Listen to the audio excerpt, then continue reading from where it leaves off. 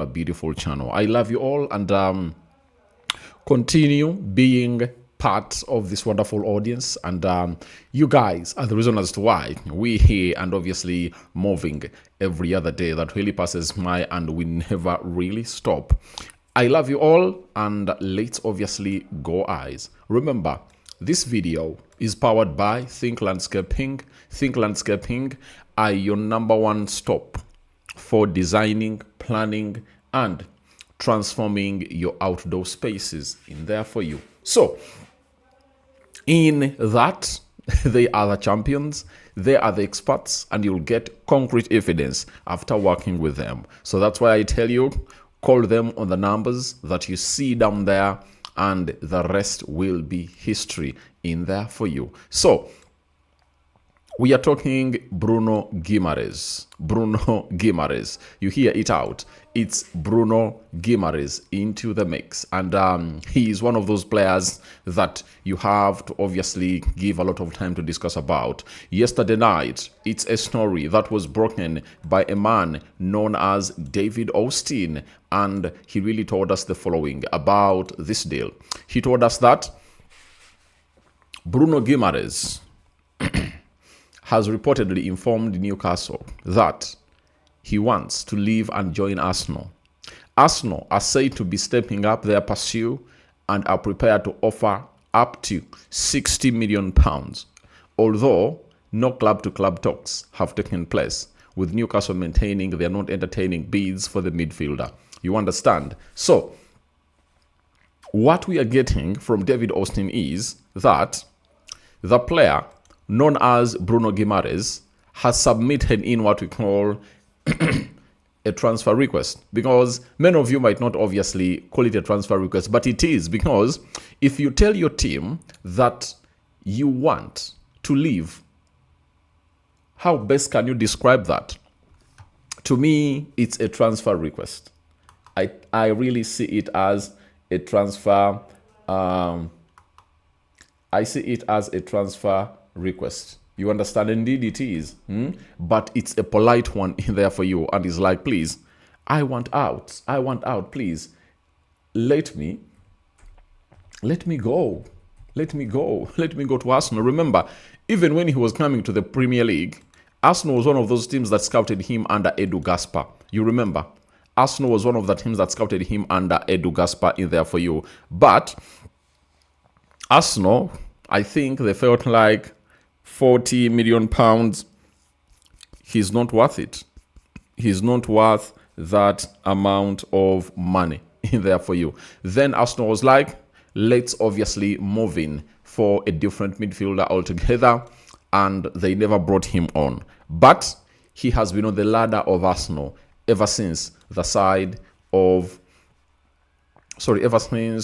sporting director of Arsenal, known as Edu Gaspar in there for you. Then we also have Craigie Hope. Craigie Hope, I think, works for the Telegraph, came up and obviously broke this story. It works for the Daily Mail. Chief football reporter at the Daily Mail told us that Bruno Guimaraes has informed Newcastle of his desire to join Arsenal, but the club is awaiting official contact. A second verbal offer has been discussed, while sources indicate that at £75 million could be enough to get the deal moving. So,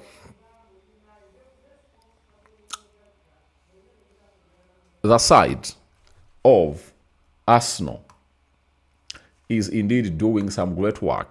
After the World Cup, I really told you that we obviously going to see what we call huge movement in the deal of Bruno Guimaraes in there for you. And indeed, that's exactly what we've gone ahead to see. You understand? So, we've gotten to understand that the deal of Bruno Guimaraes is now onto the head of the player. And the player is like, let me go, let me go, let me go. I want out. I indeed want out. And that's exactly what the player is obviously doing and saying. So, at this juncture, all I want to let you know is simple. That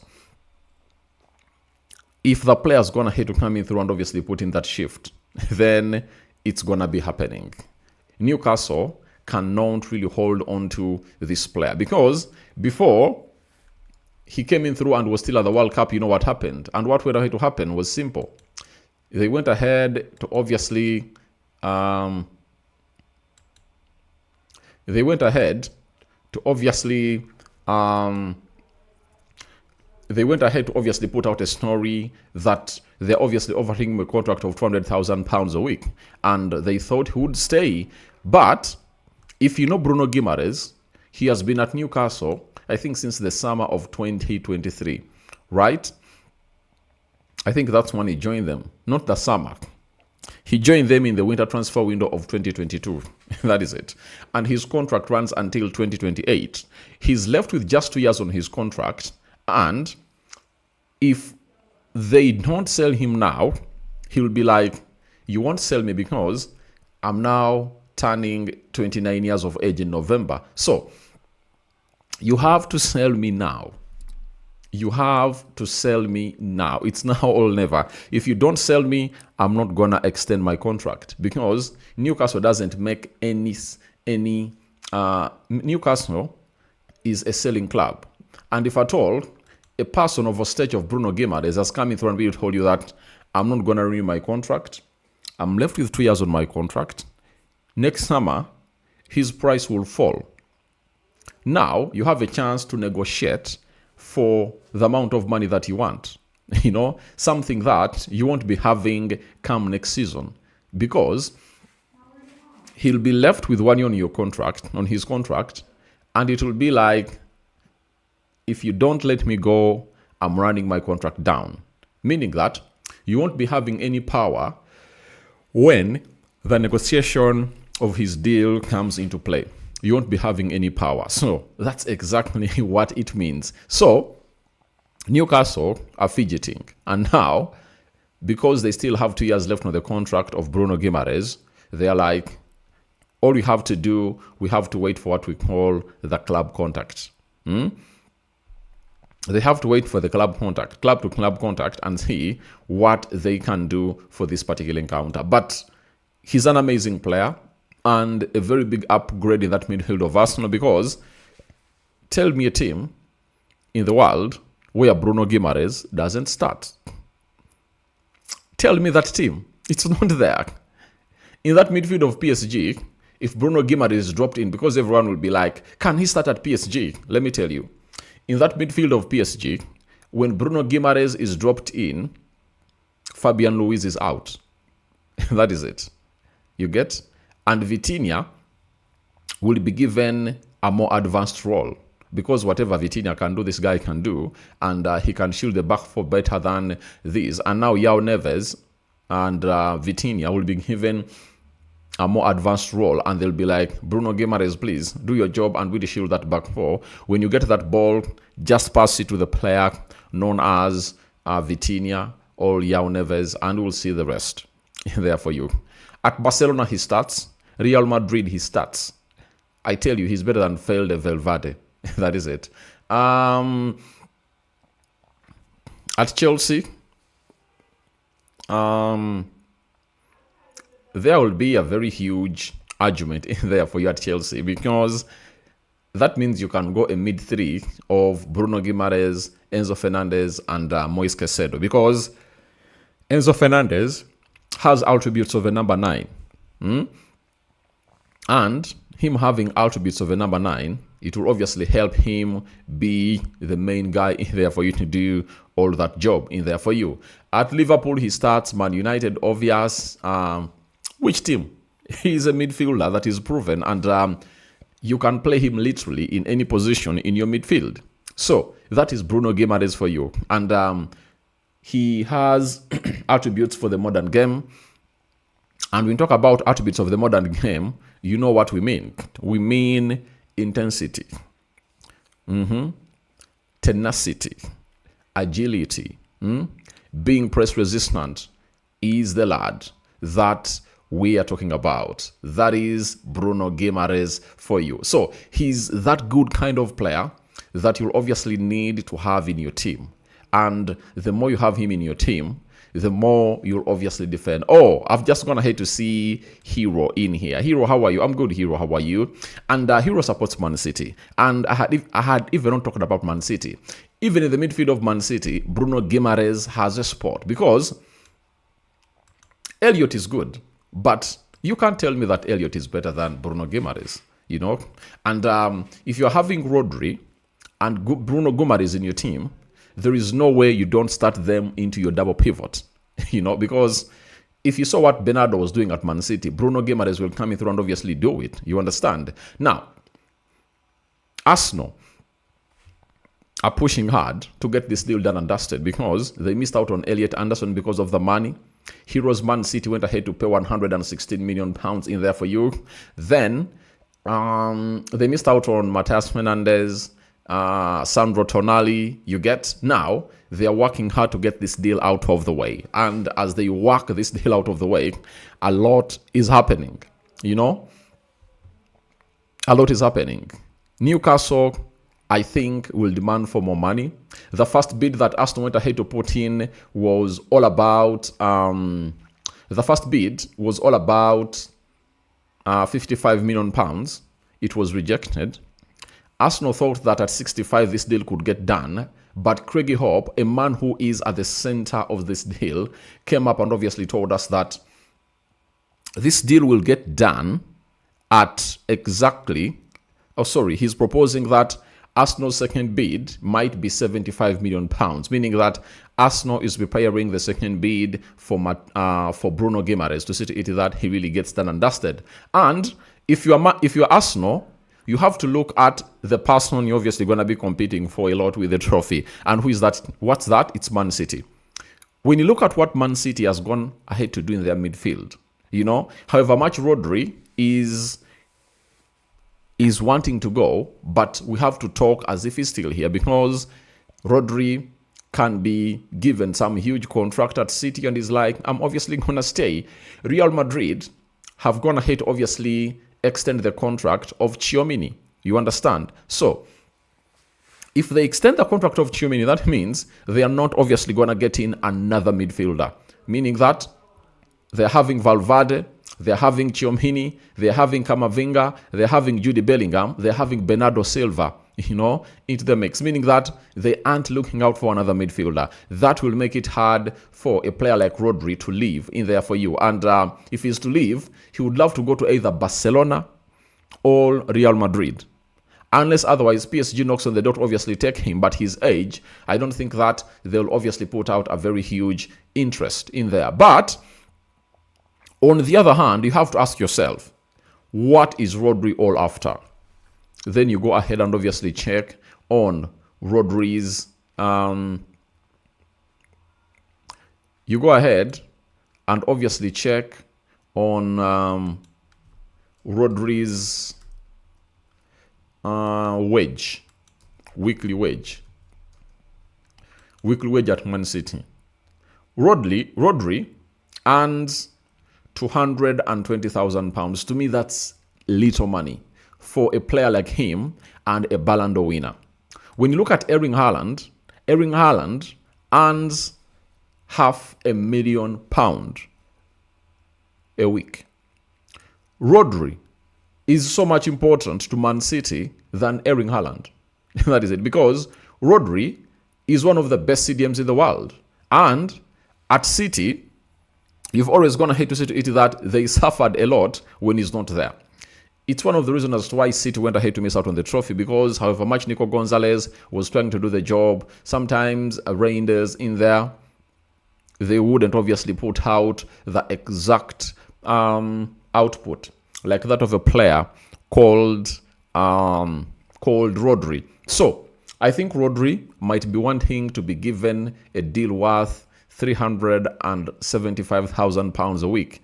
And that's when he'll put pen to paper. This is a Ballon d'Or winner, you know, and he's one of the best midfielders in the world. When you talk about the CDMs, you know, Zubimendi is in, Rodri is in, Tchouaméni is in, Yao Neves is in, because for me, I don't believe that Vitinha is a 6. Vitinha is an 8. You can talk about who else is a decent CDM. You know, Bruno Guimaraes is one of those. Elliot Anderson is one of those. So, if you're having one of the best CDMs in the world and went ahead to lift a Ballon d'Or, how come you pay him £220,000 a week? Even if I'm Rodri, I have to stall my contract talks because all I know is that I'm worth more than what they're having. So if you're going to be facing City, City is having Bruno, City is having Elliot, Rodri, Kovacic, Reinders, Nico Gonzalez, who else? Matthias Nunes, because I do believe that with City wanting to bring in a right back, they don't want to obviously play this guy into the right back position. We look back in the midfield. That is Matthias is called Matthias Nunes in there for you. So you have to weigh in your midfield because the fact is games of football are won and lost in the midfield. Arsenal facing Man City with the midfield they had last season doesn't obviously add up. There is no match. Meaning that if you add in a Bruno Guimaraes, you're bringing in a player with huge experience. 1, 2, he'll match the energy that the Rodriguez will bring, and he has a driving factor. You know, he's a connector, and he can obviously score those beautiful goals for you, especially in big games. He's a big game winner. I tell you, that is Bruno Guimaraes for you. And I tell you, he comes in through at Arsenal. Obviously, he'll be a very huge addition. Remember where Arsenal started from. 1, it was what's the name of the guy? Arsenal started in from a player called Sandro Tonali, and they pulled out because Sandro Tonali wanted £275,000 a week. And I think for Bruno Guimaraes, I think £200,000 a week will be enough for him at the club of Arsenal as we speak right about now. So there is still Ayub Boadi talks to Arsenal, but I think if Arsenal go ahead and obviously pay money for this guy known as Bruno Guimaraes, I don't see them come hard for Ayub Boadi. That is it. And for Ayub Boadi, you know what City wants to do? City wants to pay the amount of money that Lille is calling in for, and then later they get him next season from this team, meaning that they're willing to let him be there for some time and then later join the club of City. That is next summer, and that's an indicator that maybe City is like, let's not give Rodri a new contract, let him run his contract down, and let us sign his replacement this season, leave him at Lille, and see what will happen. We wait and see how things will pan out from this particular agreement in here for you. So that is it coming in through from a man known as Bruno Guimaraes with the club of Arsenal. He has gone ahead to put in a transfer request, but it's really respectful. Remember, he's the captain of Newcastle, but I've always told you that their CEO, Hopkins, came out and told us that every player at Newcastle is for sale, provided you bring in what they think is movable to obviously sell the player. And as we speak right now, midfielders are turning out to be most expensive deals in the world, because Fabrizio Romano yesterday night talked of £90 million. 90. But if you Arsenal, you get in Bruno Guimaraes at 90, I tell you, because he's worth it. He's worth it. He's not an injury-prone player. He scores goals. He puts in assists. And the most important bit as why they need in a Bruno Guimaraes kind of player, it's because he comes in through and does that Declan Rice role. With the very many games that Declan Rice has gone ahead to play this coming season, if he's not managed very well and gotten a replacement for him, obviously it's really going to be hard for the club of Arsenal to have Declan Rice in there. For yet, he's really one of the most important players into that midfield. So if you bring in Bruno Guimaraes, obviously you can rest Declan Rice and say, Guimaraes come on, play 60 minutes or 70, Rice comes on, plays 20. Then you start Rice, he plays like 70, get him off, and really bring on Bruno Guimaraes. You saw to it that the guy used to play when he's really having a back pain but they couldn't take him, or even in the World Cup, to it that this hamstring is really having problems. His back is having problems. So he will need to rest. And if at all they play in the final, I think he's one of those players that Arsenal will need to give a month of full rest. Him, Bukayo Saka, they need one full month of full rest. And we'll wait and see how things really pan out for the club of Arsenal. So for this, we've gone ahead, obviously, getting people in here for you. Kenneth Omara, how are you? Rokani, Patrick, thank you. Musingus Alexander, you are waiting for me since the night. Wasike Jime, good morning. Ja, waiting for breaking news. All right. This is Matalenga, Victor Tiana, you're the best. Thank you for the good news. All right. Mubarak says, Mr. Aradi, big up. While if Ateta signed Bruno Guimaraes, do you see this midfield combination with Rice? One thing that comes in my mind is, Rice and Bruno Guimaraes can play in the same team. It's okay. But there is a midfielder that is unique at Arsenal who goes by names of Martin Zubimendi. And I believe that with Declan Rice playing very many minutes, Arteta will not need to play him at the beginning of the season a lot. He'll let him rest, get enough rest, and then throw him later. You understand? So, Bruno Guimaraes and Rice playing together, their chances will depend on how Martin Zubimendi will obviously start up this season. If he starts up this season on a high like he did last season, I believe his starting spot will be there. And then Rice and Bruno Guimaraes will obviously try to obviously fight for that position. I do believe that Guimaraes and Declan Rice will always come on when a game really calls in for it. But Martin Zubimendi has a spot in there for you. I don't know what is running in the mind of a player known as Miles Lewis Kelly, because he really showcased in the midfield very well. You add a Bruno Guimaraes in that team, Nogard leaves. That means he becomes fifth fiddle. I don't think that Mikel Arteta rates this guy ahead of even Mikel Merino. You are having Zubimendi, Bruno Guimaraes, Declan Rice, Mikel Merino. So you are fifth fiddle in the team of in the team of Arsenal. So I don't know what exactly obviously come up. That's massive addition. That is Mwonge. His skill set and versatility are unmatched. Provision of squad rotation, but with him and Rice will be the best duo in the Premier League, it's for sure. Yeah, but you need some software of Martin Zubimendi. I know many people are writing off Martin Zubimendi, but please don't. What he has, no midfielder in Arsenal has it. That is it. Otabong says, Bruno Guimaraes, yes, that's one big deal to really go for.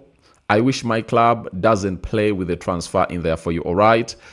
Otabong says, we wasted the chance of signing him for little money before he joined Newcastle. So it's time we pay for our slow thinking regardless of the money being asked. Arsenal has to make the transfer happen. Yeah, it is said that 90 million pounds is what Newcastle are really looking for. Ivan says, good evening. Hero says, hello, Uncle Rokani. Hello, Hero. How are you, Ivan? Oponya. Arsenal needed capable wingers, mostly left wingers. I tell you, they need one man in the midfield, especially to come in through and really cover up for Declan Rice. Guys, if Declan Rice is out of that Arsenal midfield, it's very porous in there for you. Wida says, good evening, Aradi. You think Arsenal will sign him? Obviously, they are going in for him. And him putting in a request is one of the big indicators that he wants out. Mubarak says, Mr. Aradi, big up. Bro, White, if Arteta signed Bruno Guimaraes, how do you see this midfield combination with Rice, and what does it mean for Arsenal now?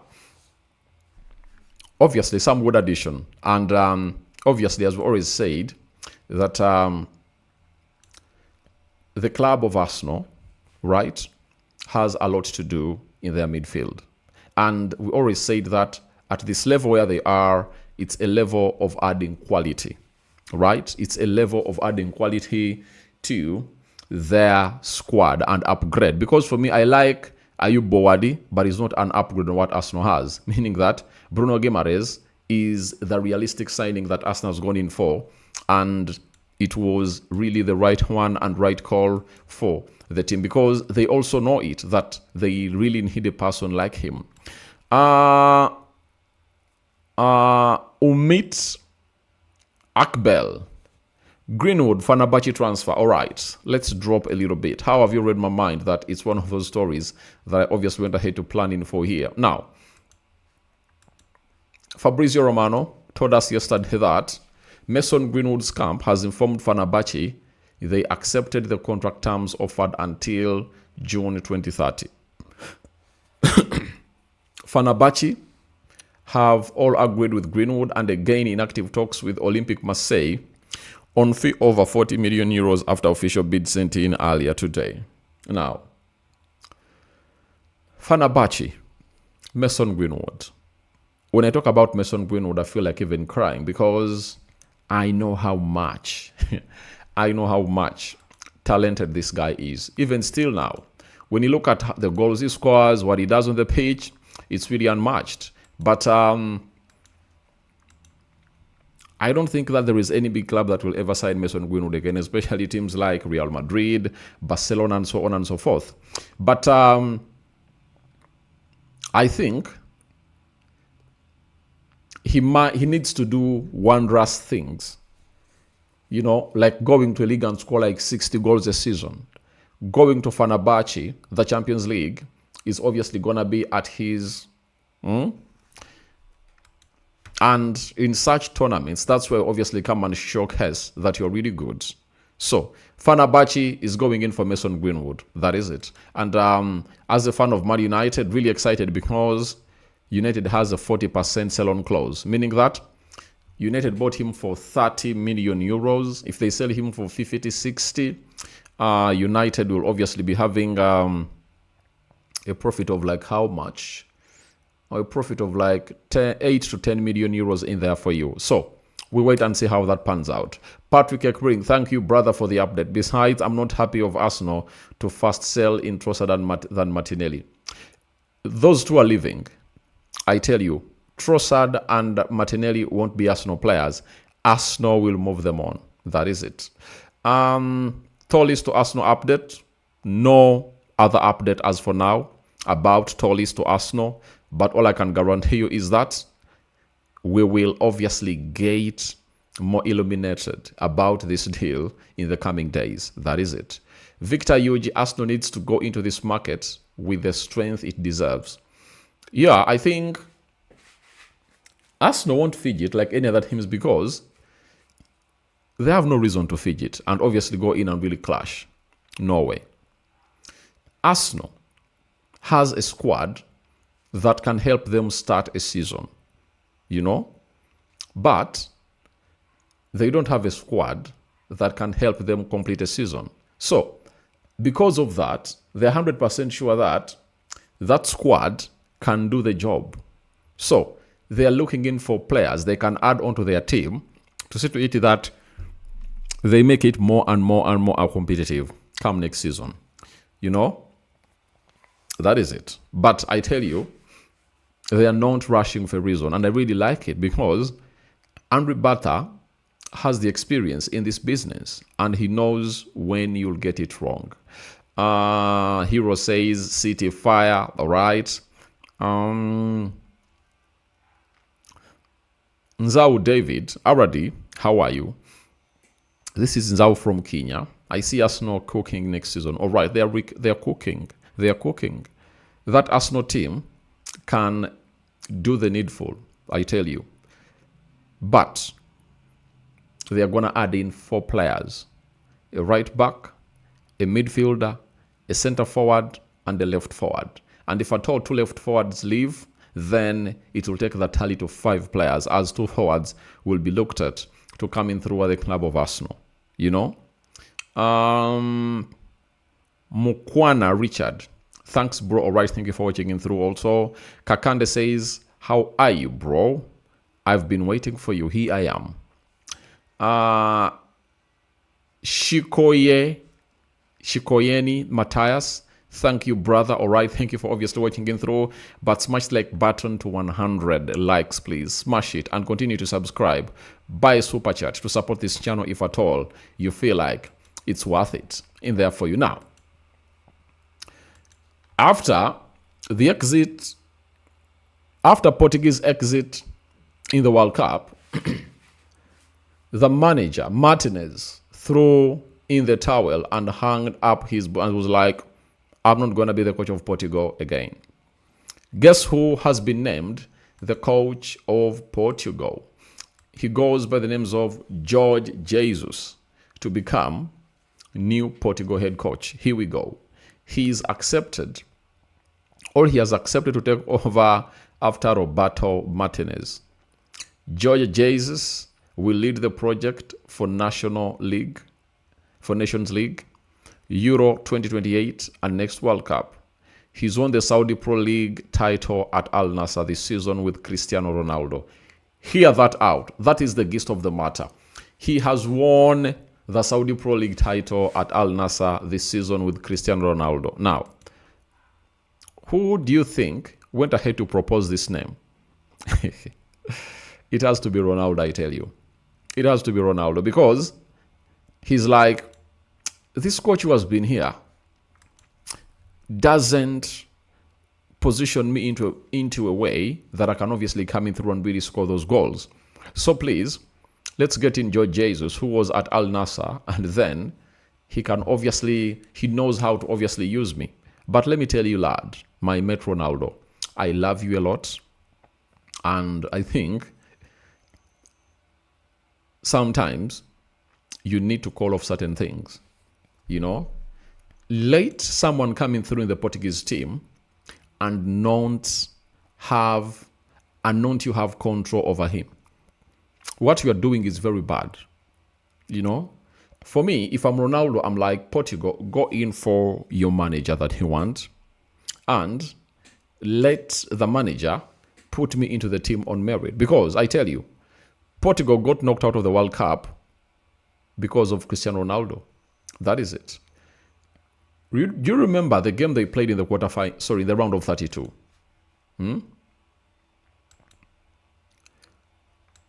Portugal, round of 32. Which team did they play? Croatia. In that game of Croatia, they took off Ronaldo, and he never wanted to go off. He was like, is it real? Are they taking me off? And they brought in Goncalo Ramos, who went ahead to score the winner. And when he scored the winner, Ronaldo celebrated. You get? So, even in the game of Spain, I think after the hour mark, Ronaldo was supposed to be off. Get in Goncalo Ramos, because this manager doesn't know how to use the people around him to obviously create chances for Ronaldo. So, get in Goncalo Ramos for the last 20 minutes or 30 minutes and see how things will pan out, because Spain's defense is not good. You can't tell me that Kubasi and Laporte are a very good centre-back. But when you're defending Ronaldo, it's easy because he has lost that mobility. He's no longer fast as he used to be. You understand? And he's not this kind of player who will obviously be like, they've gone ahead to tight mark me here, I'm swamped up. Let me obviously drop in the midfield. Let me go to the left. Let me go to the right. He's stationary. That is the problem. So I think Jorge Jesus coming in through at Portugal has a lot to do and prove to the people that he will put Ronaldo on that team on merit. And however much he said that this is his last World Cup, my mind tells me it might not be. It might not be. It might not be. It might not be, I tell you. I do think that after him playing in Saudi Pro League, Ronaldo will go to the US. Not a lot energy intensity needed in that league. He'll play there for the next 2 years, 3, 4. World Cup comes in through. Remember, it's going to be hosted by Portugal, you know, and Saudi Arabia plus, is it Morocco? Then he will be there. My mind tells me that Ronaldo hasn't retired. That is it. He does believe that these players have to play for him. yet he disrespects them. That is it. But I love the player. And I do love Ronaldo for what he has gone ahead to do for the game of football. It's really immense, you know. But his arrogance has failed him from lifting what we call is the league. You understand? So guys, thank you very much for watching in through. Rokani David is my name. And I think we've come to the start of the end of the video. But let me get this off. Hero is laughing. I think we talked about Ronaldo. Zuma, thanks RD. That shall be a good project. Peter Gachi says good work. Wansha Ronald, thanks for the update. All right, thank you for obviously watching in through. But tonight, World Cup is back. What? World Cup is back. And what are we having today? 23 hours, France playing Morocco. That is the big game in here for you. It's going to be played in Boston Stadium in there for you, and the Boston Stadium in there for you. And it's really one of the biggest stadiums in there for you, and it's really gonna be buzzing and rocking in there for you. So it accommodates 65,875 spectators in the game. So Boston people, World Cup is in your area, and it's gonna be Morocco versus a team called it's gonna be Morocco versus a team called what is it called? It's gonna be Morocco versus a team called what is it? France tonight. But as you know, it's really gonna be calling. France, I tell you, is one of the best teams at the World Cup. They're gonna be taking on Morocco. Morocco Saibari is out. Chiomini yet to understand whether he's really going to be part of this game in there for you. France are coming in through as favorites. Morocco are coming in through as underdogs. You understand? So, if they're coming in through as underdogs, right? Obviously, it really speaks volumes into this game because last World Cup, this was the semi-final fixture. Not so? It was the semi-final fixture. Not so? So, if it was the semi-final fixture, France went ahead to beat Morocco by 2-0. Now we are coming to see who is really going to revenge, or who is obviously going to proceed to be that main man to take this on. So, as it stands, I tell you, the side of France are the favorites, I tell you. And if Morocco knock them out, I'll be shocked. But I see France knocking out Morocco tonight. Though, it's not going to be any easy game. That is it. Wansa says thanks for the update. And a hero says France is winning. Obviously, I also have France as a team to obviously go ahead and obviously win this World Cup. But remember, we are powered by Think Landscaping, right? Think Landscaping is really one of those companies that will help you obviously improve your outdoor spaces in there for you. So if you feel like your outdoor space needs to be upgraded, designed, transformed, please go ahead and call them on those numbers. You will obviously get what we call the best of the best because it's Think Landscaping. They'll turn your beautiful spaces into the best living place, and they add what we call lasting value to your outdoor space in there for you. Even if you've already gone ahead to design it, they can maintain it, and you will obviously test the class of a company that takes you places in there for you. So your reactions onto this are welcome in the comment section below. Rokani David is my name, and I think we've gone ahead to obviously talk hugely about it. And I'm having Victor Yugi. I see Morocco bringing a surprise. I'll be shocked, by the way. But I would love to see a side known as I would like to see Morocco win, but I tell you, France are superior. Morocco will put up a show, I really understand. And the most important player for Morocco, Bouadi, in that midfield, has gone ahead to struggle from the round of 32.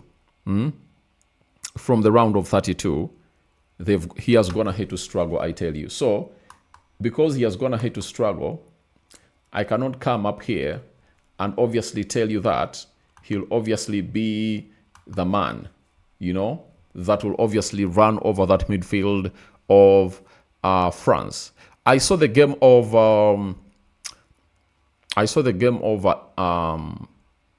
Canada. Not until this guy came in through, that is Sofiane Amrabat, with the experience. That's when I felt like they're really having now grip on the game. You understand? And you sort of eat that lots of things really went ahead to change. So, but the beautiful thing with Morocco is that they do have players who can kill off the game. That is it.